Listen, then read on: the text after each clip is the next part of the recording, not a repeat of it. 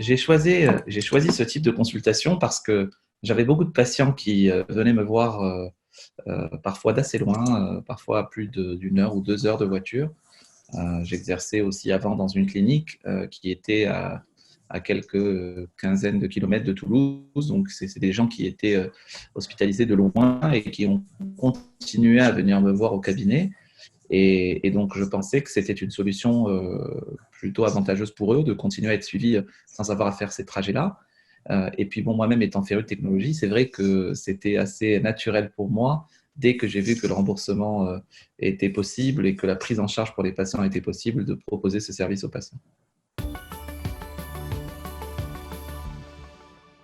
En fait, c'était intéressant pour les patients parce qu'au départ, quand j'ai ouvert ce créneau, ben, ils avaient des disponibilités rapides sur ces créneaux-là. Du coup, il y avait une forme d'attractivité naturelle qui s'est faite pour ces créneaux de vidéoconsultation qui étaient proposés sur Doctolib.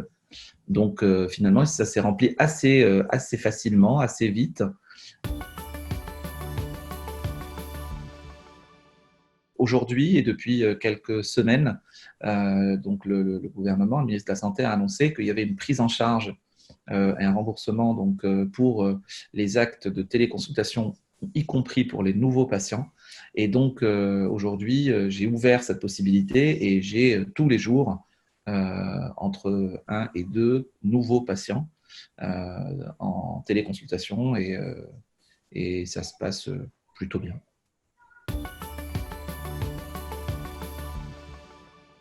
Certains m'ont vu sur le site Doctolib, tout bêtement, et des fois, bah, c'était le premier créneau disponible qu'ils avaient pour un médecin, c'était en téléconsultation, donc sur Doctolib. D'autres me sont adressés par des confrères. J'ai un confrère qui part à la retraite, qui pensait partir au mois de juin et qui, avec le confinement, a décidé de partir plus tôt parce qu'il ne voulait pas s'équiper, etc., juste avant sa retraite. Et donc, il m'a orienté ses patients. Et donc, j'ai beaucoup de nouveaux patients aujourd'hui qui sont adressés par un confrère qui part à la retraite. Et puis j'ai des patients parfois qui sont des amis ou des personnes de famille éloignées de patients à moi qui ont eu vent que je consultais par ce biais-là et qui sont venus pour commencer un suivi à travers cet outil-là.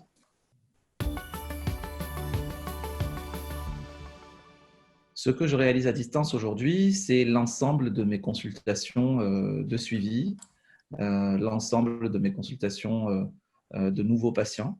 Et pour l'anecdote, même les expertises aujourd'hui, je les fais en vidéoconférence au tribunal, mais pas par Doctolib, mais en vidéoconférence.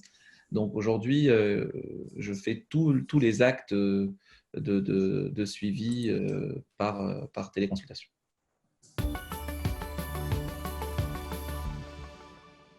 Au départ, j'ai commencé par réserver des créneaux de vidéoconsultation qui étaient après mes créneaux de consultation physique.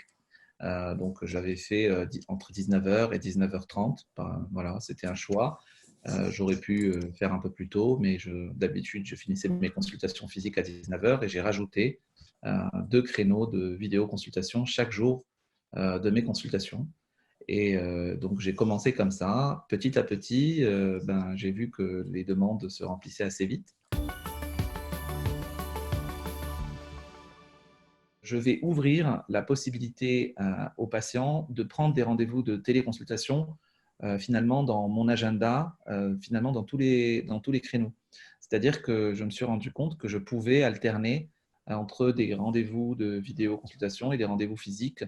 Donc, je vais tester cette expérience d'ouvrir finalement à mes créneaux habituels de consultation et voir si ça se passe bien. Honnêtement, vu ce que j'ai pu faire comme consultation là, je vois pas pourquoi ça serait pas possible d'alterner entre les deux finalement.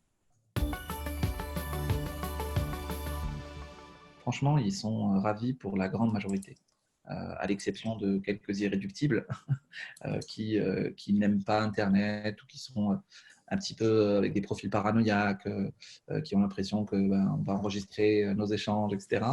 Ça reste très, très anecdotique. Depuis l'année que j'ai commencé la téléconsultation, l'immense majorité est ravie parce que Ça permet de garder un lien, ça évite qu'ils perdent du temps dans les transports, dans les stationnements. J'étais au centre-ville, donc les patients parfois étaient embêtés pour se garer, etc. Aujourd'hui, évidemment, ils sont ravis de pouvoir continuer le suivi à travers cet outil qu'ils ont vu bien avant le confinement. Ils sont ravis parce qu'ils ont leur ordonnance jusque chez eux, dans leur ordinateur. Ils ont besoin de rien faire. Ils retrouvent dans Doctolib même l'ordonnance que je leur fais à la fin de la consultation, ou l'arrêt de travail, ou même la feuille de soins si le patient le demande. Donc l'immense majorité est vraiment, vraiment contente.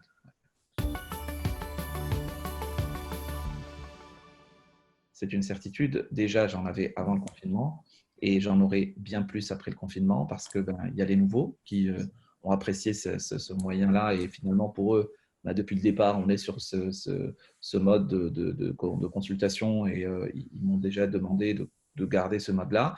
Et puis, j'ai les patients que j'avais avant le confinement déjà en vidéoconsultation, certains qui, par exemple, partent pour faire des études dans un pays étranger, on continue de se voir. Certains qui, pour une mutation professionnelle, doivent déménager et qui ont envie de continuer à être suivis, donc je continue à les suivre. Et d'autres qui tout simplement trouvent ça pratique parce qu'ils habitent à 1h30 ou 100, voilà, et que ils préfèrent qu'on fasse ça. Alors pour beaucoup d'entre eux, je leur dis que c'est bien qu'une fois tous les entre 6 mois, 1 an, c'est bien quand même qu'on puisse se voir physiquement. Et ils sont d'accord. Et d'ailleurs, c'est ce que nous a demandé la Sécu, c'est qu'une fois par an, on essaye de voir le patient physiquement. Donc je leur dis, et la plupart, ça leur pose aucun problème. Donc voilà, pour beaucoup, c'est que ça. J'ai aussi des patients agoraphobes sévères qui ne sortent pas du tout de chez eux et pour lesquels j'ai commencé un suivi à travers ce biais-là, en téléconsultation, et que je garde en téléconsultation parce qu'ils ne peuvent tout simplement pas encore venir au cabinet.